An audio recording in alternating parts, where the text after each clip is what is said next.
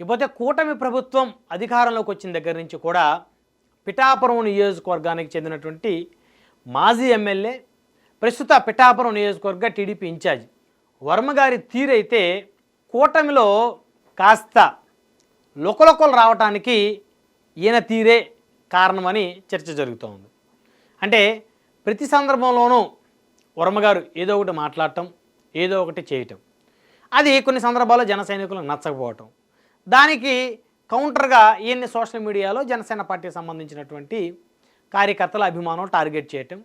So దాన్ని base చేసుకొని Telugu Desam party కార్యకర్తలు సోషల్ మీడియాలో అక్కడక్కడ ఆ కౌంటర్లకి రీకౌంటర్లు ఇవ్వటం. సో ఇది జరుగుతున్నటువంటి తంతు. అంటే పిఠాపురంలోనే ఎందుకు ఇలా జరుగుతుందంటే అక్కడ జనసేన అధినేత ఆ నియోజకవర్గం నుంచి ప్రాతినిధ్యం వహిస్తున్నాడు కాబట్టి, ఏపీ ఉప ముఖ్యమంత్రిగా ఉన్న పవన్ కళ్యాణ్. అయితే అలాంటి నియోజకవర్గంలో ఈయన మాజీ ఎమ్మెల్యేగా ఉన్నారు. 2009లో మొదటిసారి పోటీ చేశారు, ఓటమి చెందారు ప్రజారాజ్యం అభ్యర్థి మీద.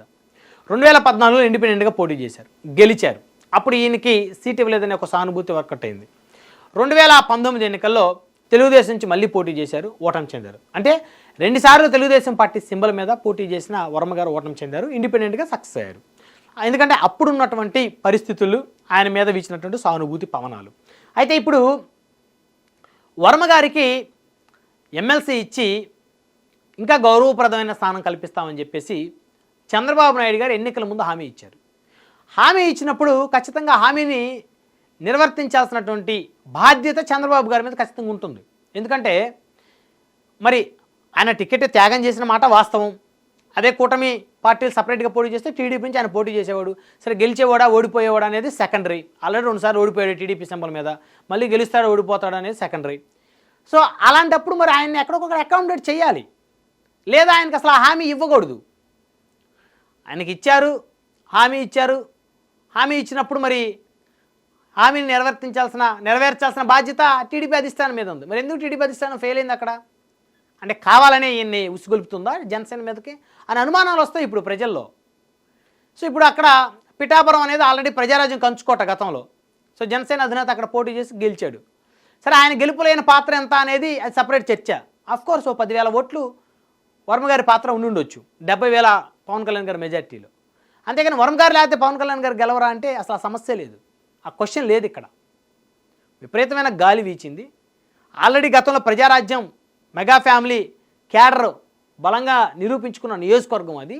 అక్కడ పవన్ కళ్యాణ్ గారు పోటీ చేసినప్పుడు, అందులో కూటమిలో అందరూ కలిసి పోటీ చేసినప్పుడు వర్మగారు నేను ఎదురు తిరిగి వైసీపీ వైపు పనిచేస్తా అన్న జనమే ఓటేయరు అక్కడ, అది ఫ్యాక్టు.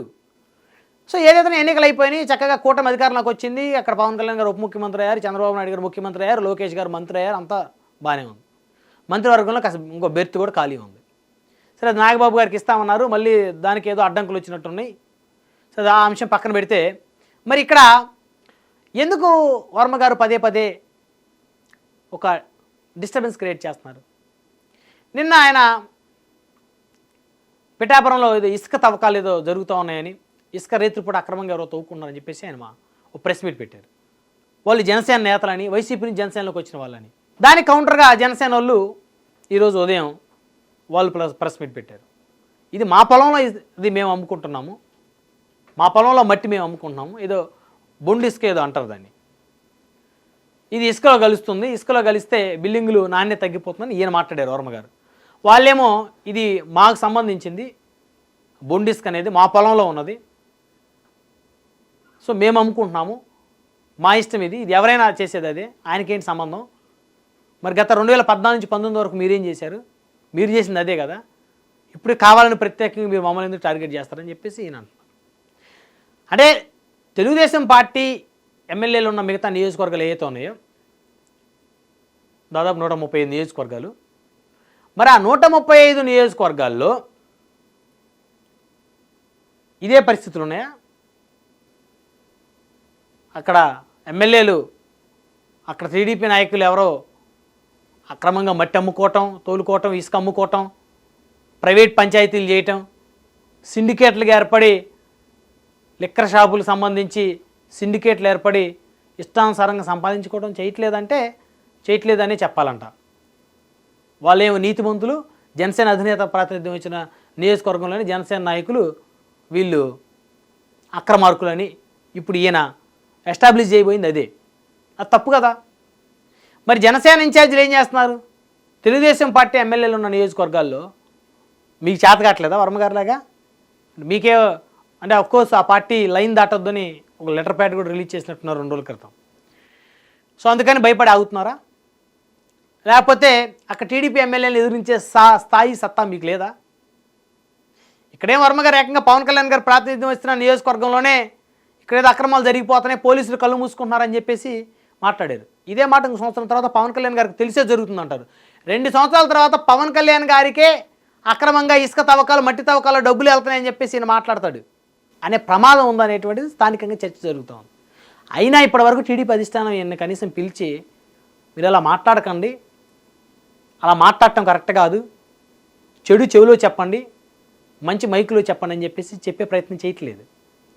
మరి ఇప్పుడు టీడీపీ ఎమ్మెల్యేలు ప్రాతినిధ్యం వస్తున్న నియోజకవర్గాల్లో జనసేన ఇన్ఛార్జీలు కూడా అక్కడ వాళ్ళు చేస్తున్నటువంటి పనులు, వాళ్ళు తీసుకున్నటువంటి కమిషన్లు, వాటి మీద వీళ్ళు కూడా ప్రెస్ మీట్ పెట్టి మాట్లాడితే ఈ కూటమిలో కుమ్ములాటేగా, ఒకరికొకరు కొట్టుకోవడమేగా కూటమిలో.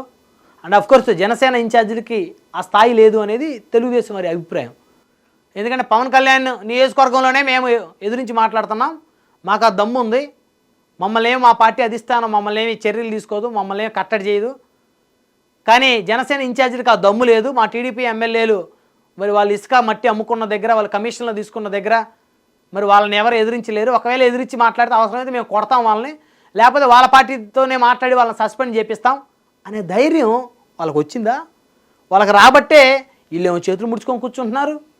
ఇక్కడ ఏకంగా పిఠాపురం నియోజకవర్గంలోనే మరి పవన్ కళ్యాణ్ గారి నియోజకవర్గంలోనే వర్మ గారు తిరుగుబాటు చేస్తున్నారు. అఫ్కోర్సు అక్కడ తప్పే జరిగింది అని అది ఎవరు కంప్లైంట్ చేయాలి? ఏకంగా పవన్ కళ్యాణ్ గారికి ఫోన్ చేసి చెప్పండి.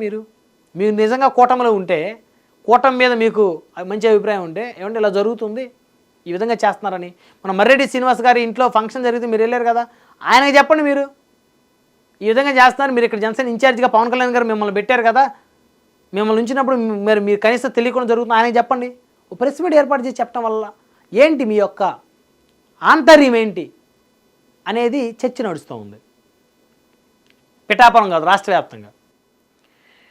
సో అది ఇక వర్మగారు మరి మొన్నటి వరకు ఆయన మీద ప్రజలకు మంచి ఉద్దేశం ఉండేది, నిజంగానే ఆయన సీటు త్యాగం చేశారని.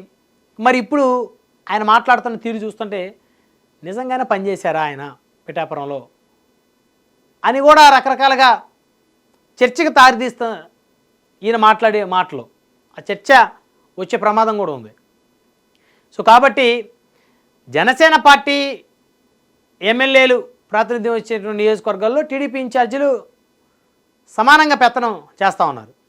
తెలుగుదేశం పార్టీ ఎమ్మెల్యేలు ప్రాతినిధ్యం వచ్చిన దగ్గర జనసేన వాళ్ళు కనీసం వాళ్ళకి పక్కన టీడీపీ ఎమ్మెల్యేలు కూర్చోడం కుర్చీ కూడా ఇవ్వట్లేదని వాళ్ళు గొంతెత్తి మాట్లాడితే వాళ్ళ పార్టీ నుంచి వాళ్ళకి సస్పెండ్ లెటర్ వచ్చింది.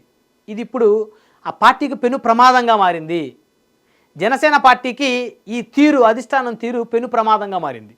అందరినీ ఒకే రకంగా ట్రీట్ చేయండి. మరి ఇప్పుడు ఇక్కడ వర్మగారు మాట్లాడితే మీ అధినేత ప్రాతినిధ్యం వహిస్తున్న నియోజకవర్గంలోనే టీడీపీ ఇన్ఛార్జ్ ఈ విధంగా మాట్లాడితే కనీసం మీరు టీడీపీ అధిష్టానానికి కంప్లైంట్ చేసుకోవాలనే దుస్థితిలో మీరున్నారు. మీ కార్యకర్త ఎవరన్నా నొప్పి తగిలి మాట్లాడితే వాళ్ళని సస్పెండ్ చేయడానికి మాత్రం లెటర్ ప్యాడ్లు రిలీజ్ చేస్తారు. పోనీ దాని మీద ఎవరన్నా మాట్లాడితే మాట్లాడినోడు కోవర్ట్ అంటారు. ఇది జనసేన పార్టీ భవిష్యత్తుకి ఖచ్చితంగా ప్రమాదం, అందులో ఎలాంటి డౌటు లేదు. ఈరోజు కొంతమంది వ్యక్తిగత లబ్ధి కోసం తెలుగుదేశం నాయకులతోటి కొంతమంది స్థానికంగా సేల్ అవుతూ వారు చెప్పిన దానికి తలాడిస్తూ చేసే పనులు ఏవైతే ఉన్నాయో అవి జనసేన మనుగడకి ప్రశ్నార్థకంగా మారుతాయి. ఎందుకంటే ఒక పవన్ కళ్యాణ్ ఆయన బలంగా ఉంటే సరిపోదు, ఆయన పక్కన ఉండే వాళ్ళు కూడా బలంగా ఉండాలి. అప్పుడే ఆ పార్టీ భవిష్యత్తు ఉంటుంది ఆ పార్టీకి. లేకపోతే ఈ 5 సంవత్సరాలే వాళ్ళకి. ఇంకా ఇప్పుడు మీ ఎమ్మెల్యేల మీద వ్యతిరేకత వస్తున్న పరిస్థితి ఉంది. మీ నియోజకవర్గంలోనే టీడీపీ ఇన్ఛార్జి ఇక్కడ అవినీతి జరుగుతుంది, అక్రమంగా ఏదో మట్టి దోతున్నారు, ఇసుక దోతున్నారు అని చెప్పేసి ప్రెస్ మీట్ పెట్టి మాట్లాడుతున్నాడు. పోనీ మీ కార్యకర్తలకి, మీ నాయకులకి స్థానికంగా వారి నియోజకవర్గాల్లో ఇబ్బందులు ఎదురైనప్పుడు కూటమి పొత్తు ధర్మాన్ని పాటించకుండా టీడీపీ నేతలు వారి మీద పెత్తనం చేస్తూ అరాచకం చేస్తుంటే వారికి నొప్పి తగులుతున్న సందర్భంలో, వారు ఎదిరించి మాట్లాడుతున్న సందర్భంలో వారిని మీరు సస్పెండ్ చేస్తూ లెటర్ రిలీజ్ చేయడం అనేది ఖచ్చితంగా మీ పార్టీ మనుగడకు ప్రశ్నార్థకం. ఇది ఎందుకంటే మీకు భజన చేసే వాళ్ళే కావాలి అని అనుకుంటే గత 5 సంవత్సరాలు జగన్మోహన్ రెడ్డి గారికి ఏ విధంగా ఆయన చుట్టూ ఉన్న కోటరి భజన చేసి చివరికి ఆయన్ని 11 స్థానాలు పరిమితం చేసింది. అంత పెద్ద ఉమ్మడి ఆంధ్రప్రదేశ్లోనే ఆయన 18 స్థానాలు పోటీ చేస్తే జగన్మోహన్ రెడ్డి గారు 15 స్థానాలు గెలిచి దేశమంతా తన వైపు తిప్పుకుని చూసుకున్న ఆ నాయకుడిని భజన చేసి చిడతలు బ్యాచి 11 పరిమితం చేసింది. అసలు ప్రతిపక్ష హోదా లేకుండా ఎమ్మెల్యేకి పరిమితం చేసింది. వాళ్ళ నాన్న 2 సార్లు ముఖ్యమంత్రి, ఆయన ఒకసారి ముఖ్యమంత్రి, బలమైన నాయకుడిని. మరి ఇప్పుడు మిమ్మల్ని కూడా కొంతమంది భజన చేసి మరి పవన్ కళ్యాణ్ గారు మీ చుట్టూ తుండేటువంటి వాళ్ళు కొంతమంది చిడతలు వాయించి మీరు చేసేది కరెక్టు, అవతలోడు మాట్లాడితే తప్పు అని చెప్పేసి ఏదన్నా గొంతెత్తినోడిని గొంతు నొక్కేసి సస్పెండ్ కనుక చేసే ప్రక్రియలు మీరు ఇదే విధంగా కనుక మీరు చేస్తా పోతే ఖచ్చితంగా జగన్ గారికి జరిగిందే మీకు జరిగిద్ది. అదే ఎగ్జాంపుల్. సో కాబట్టి మరి పిఠాపురం వర్మ గారు పై జనసేన తిరుగుబాటుని మరి అసలు టీడీపీ అధిష్టానం ఏ విధంగా చూస్తుంది? మరి కనీసం ఆయనకి ఒక ఎమ్మెల్సీ ఇచ్చి ఏదైనా క్యాబినెట్ హోదా ఇస్తే మరి ఎందుకంటే ఇప్పుడు ఆయన వైపు కూడా ఆలోచించాలి. ఆయన వైపు ఖచ్చితంగా ఆలోచించాలి. చంద్రబాబు గారు ఆయనకి హామీ ఇచ్చాడు, ఎమ్మెల్సీ ఇస్తానని హామీ ఇచ్చినప్పుడు ఎందుకు ఇవ్వరు మీరు ఎమ్మెల్సీ? అంతకన్నా ఇంకా సముచితమైన స్థానం కల్పిస్తా ఉన్నారు. క్యాబినెట్టే మీరు అన్నది, క్యాబినెట్ మినిస్ట్రీ పైన క్యాబినెట్ హోదా కల్పిస్తామనేదే మీరు ఆ రోజు చెప్పింది. మరి మీరు ఎందుకు కల్పించరు ఆయనకి? సో కాబట్టి ఇవన్నీ కూడా అధికార పార్టీలో ఉన్నటువంటి ఈ కూటమి పార్టీలో ఆలోచించుకొని పనిచేయాల్సిన అవసరం ఉంది. సో మరి ఈ పిఠాపురం వర్మపై జనసేన తిరుగుబాటుని మరి తెలుగుదేశం అధిష్టానం ఈసారి సీరియస్గా తీసుకొని అట్లీస్ట్ ఆయనకి ఏదన్నా బుజ్జగించి నెక్స్ట్ ఇయర్ ఖాళీ అయ్యే ఎమ్మెల్సీలో మీకు ఎమ్మెల్సీ ఇచ్చి క్యాబినెట్ హోదా ఇస్తాం అని చెప్పేసి ఏదైనా బుజ్జగించి మరి ఇక ఇలాంటి కార్యక్రమాలు, ఇలాంటి పరిస్థితులు, ఇలాంటి వివాదాలు రాకుండా చెక్ పెడతారా, లేకపోతే దీన్నే కంటిన్యూ చేసుకొని మరి వారి గొయ్యి వారే తవ్వుకుంటారా అనేది వేచి చూద్దాం.